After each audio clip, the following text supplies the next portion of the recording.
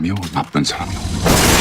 ग्योंगसेम creature मैंने इसके 7 episode देख डाले बट देखने का मन नहीं था क्योंकि भी 3 एपिसोड इसके और आएंगे। बट मुझे ऐसा कहीं नहीं लगा कि इन सभी एपिसोड को एक साथ आने के बाद ही देखना चाहिए। तो एक कोरियन सीरीज से जिस तरह की एक्सपेक्टेशन हम रखते हैं उन एक्सपेक्टेशन को डिलीवर करने में कोरियन सीरीज कामयाब रही है। हालांकि इसके ट्रेलर को देख के कुछ खास एक्सपेक्टेशन थी नहीं, बट कहते हैं ना, डोंट जज a book by its cover. यानी किसी भी मूवी या सीरीज के ट्रेलर को देखकर आप ये नहीं कह सकते कि ये मूवी या सीरीज अच्छी नहीं होगी। मैंने ऐसे कई मूवी और सीरीज देखे हैं जिनके ट्रेलर में इतने स्मार्टली कट्स लगाए जाते हैं और एडिटिंग की जाती है कि उन ट्रेलर को देख के ही आप इंप्रेस हो जाओगे कि नहीं, ये मूवी तो पक्की अच्छी निकलेगी। और इसी तरह से मैंने भी कई मूवी और सीरीज के ट्रेलर देख के ही उनको जज कर लिया कि नहीं, ये मूवी तो पक्की अच्छी निकलेगी, पर देखने के बाद पता चलता कि ये तो इन सब चीजों को साइड में रखकर आइए बात कर लेते हैं इस सीरीज में हमें दिखाया क्या गया है। इस सीरीज में हमें कहानी दिखाई गई है 1945 की, जब कोरिया के ऊपर जापानियों का राज था। यानी जापानी मिलिट्री कोरिया के ऊपर अपना कब्जा बनाकर बैठे थे। उसी जगह पे जापानी मिलिट्री कुछ खास तरह के एक्सपेरिमेंट कर रहे होते हैं, वह भी वहीं के लोगों के ऊपर। अब ये सारे एक्सपेरिमेंट जापानी मिलिट्री कर रहे होते हैं कोरिया के एक हॉस्पिटल के अंदर, वो भी सीक्रेटली। अब हमारा जो हीरो है वो किसी को ढूंढ रहा है और उससे कहीं से पता चलती है कि जिस औरत को वो ढूंढ रहा है वो औरत उसी हॉस्पिटल में है। अब हमारा जो हीरो है वो कुछ लोगों को लेकर उस हॉस्पिटल के अंदर जाता है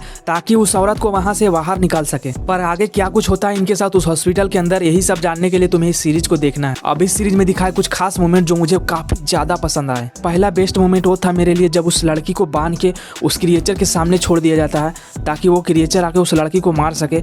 बट वो लड़की जब उस क्रिएचर को माँ बुलाती है तो वो क्रिएचर रुक जाता है और उस लड़की को बचाना शुरू करता है। वो सीन काफी इमोशनल था और काफी खूबसूरत तरीके से दिखाया गया है। दूसरा, चांग ते सांग के माँ के साथ एक इमोशनल सीन दिखाया गया है, वो भी बहुत ही बेहतरीन था। तीसरा, जब वो पॉन शॉप की बुढ़ी महिला अपने साथ काम कर रहे कर्मचारी को अपने टॉर्चर की कहानी सुना रही होती है, उस वक्त का सीन भी काफी ज्यादा इमोशनल था। और उस वक्त चांग ते सांग बच्चा था और वही कोने में बैठा था, पर उस बुढ़ी औरत को जख्मी देखकर उसे कुछ खाने को देता है और पानी भी देता है और बोलता है यहाँ बहुत ठंड पड़ रही है, आप यहाँ से चले जाइए। उस सीन ना काफी ज्यादा इमोशनल मोमेंट क्रिएट किया था और मुझे देख के काफी अच्छा लगा कि भाई साहब ये सीरीज भी कमाल की निकली। इस सीरीज में ज्यादा एक्शन तो नहीं है बट जितने हैं काफी हैं। इस सीरीज में टोटल 7 एपिसोड दिखाए गए हैं जिनकी लेंथ आपको 1 घंटे के आसपास देखने को मिल जाएगी। और फर्स्ट एपिसोड से ये सीरीज आपको इस तरह से हुक कर लेगी कि बिना सारे एपिसोड देखे आप इस सीरीज को रह ही नहीं पाओगे। मुझे इस सीरीज को देखते हुए कहीं भी बोरियत फील नहीं हो, मुझे मजा आया। इसमें दिखाए लोकेशन, सेट डिजाइन बहुत ही अच्छा था, colour grading, cinematography, screen play सब कुछ टाइट था इस सीरीज का। सभी कैरेक्टर ने काफी अच्छा काम किया बट मुझे जो कैरेक्टर सबसे ज्यादा पसंद आया वो था उस लड़की का कैरेक्टर जिसकी माँ उस हॉस्पिटल में क्रिएचर बन चुकी थी। उस लड़की का एक्शन मुझे इस सीरीज में काफी अच्छा लगा।